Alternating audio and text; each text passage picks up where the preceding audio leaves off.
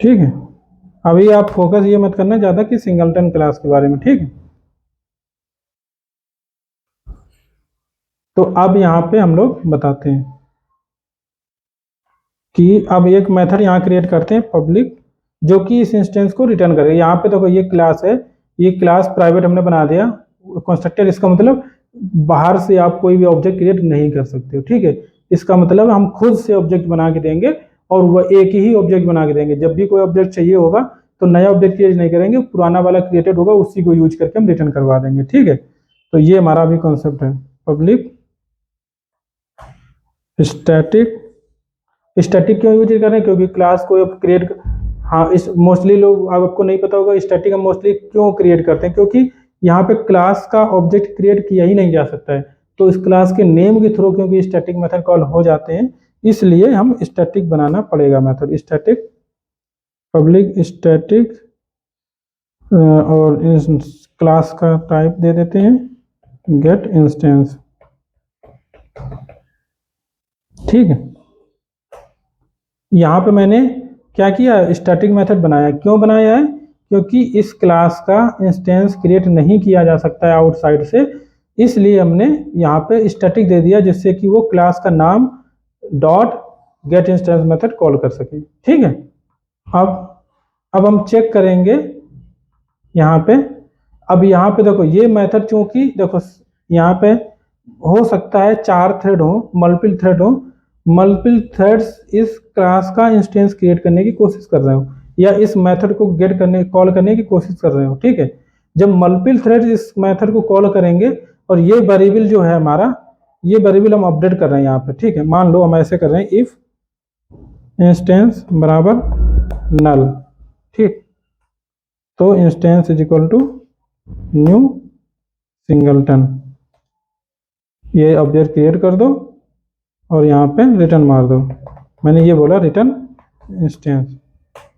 तो अब एक बार बताओ, मल्टीपल थ्रेड अगर मान लो एक साथ कॉल आ जाती है, 2 थ्रेड एक साथ इस पर कॉल आ जाती और दोनों कॉल करते हैं गेट इंस्टेंस, ठीक। तो इसका मतलब जो दोनों बराबर कॉल करेंगे तो दोनों को नल मिलेगा, तो दोनों थ्रेड अपने अपने अलग अलग ऑब्जेक्ट बना के निकल जाएंगे, ठीक है। तो यहाँ पे प्रॉब्लम आ गई ना, डेटा इनकंसिस्टेंसी इसको भी कह सकते हो, क्योंकि जो डेटा मतलब सिचुएशन जो इनकंसिस्टेंस हो गई, जो हम एक्सपेक्ट कर रहे थे वो नहीं हो पा रहा है, ठीक है। तो उसके लिए हम क्या करेंगे, उसके लिए मुझे क्या करना होगा, यहाँ पे सिंक्रोनाइज मेथड, सिंक्रोनाइजेशन का यूज करना पड़ेगा, ठीक है। क्या करना पड़ेगा, सिंक्रोनाइजेशन का यूज करना पड़ेगा। तो यहाँ पे हम ये इंस्टेंस क्रिएट कर रहे हैं इस जगह पे, ठीक है। तो इस जगह पे आप चाहो तो यहाँ पे सिंक्रोनाइज ब्लॉक बना दो, ठीक। इस जगह हमने ब्लॉक बना दिया। अब एक चीज और बताना, यहाँ पे एक चीज और है कि यहाँ पे किस लेवल का आपका लॉक चाहिए होगा, क्योंकि ये मेथड स्टैटिक है, ठीक है। स्टैटिक मेथड है और ये क्लास स्टैटिक मेथड में लॉक किस टाइप का होता है, मोस्टली क्लास लेवल लॉक होता है। तो हम इसको यहाँ पे दे सकते हैं, यहाँ पे इसके अंदर डॉट क्लास, ठीक। तो ये अब इस क्लास का जब लॉक मिल जाएगा तो मैं चाहता हूँ कि क्लास लेवल लॉक यहाँ पे जरूरत पड़े, जब भी इसको इसके अंदर ये कोई भी थ्रेड इसको एग्जीक्यूट करना चाहे तो उसका क्लास लेवल लॉक उसके पास एक्सेस, क्यों, क्योंकि मेथड स्टैटिक है ये, इसलिए मैं चाह रहा हूँ, ठीक है। तो इस तरीके से ये ब्लॉक हम लोग क्रिएट कर सकते हैं। एक तरीका और इसमें होता है सिंगलटन में डबल चेक करने का, कि आपने सिंक्रोनाइज कर लिया, इसके बाद फिर से एक बार चेक कर लो, ये सम कंडीशन जो ये आप यहाँ पे चेक कर रहे हो वही आप यहाँ पे एक बार और चेक कर लो, रिकन्फर्म कर लो कि नल तो है या नहीं है, ठीक। और तब क्रिएट करो, ठीक है।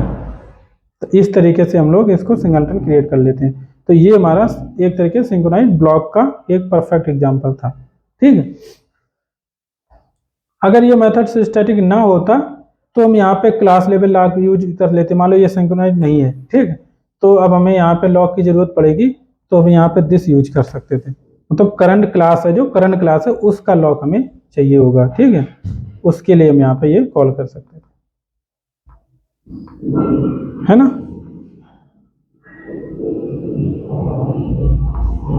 और अदर क्लास का लॉक चाहिए होगा, अदर क्लास का लॉक वो इसमें परफेक्ट नहीं बनेगा, उसके लिए और कुछ करना पड़ेगा मुझे।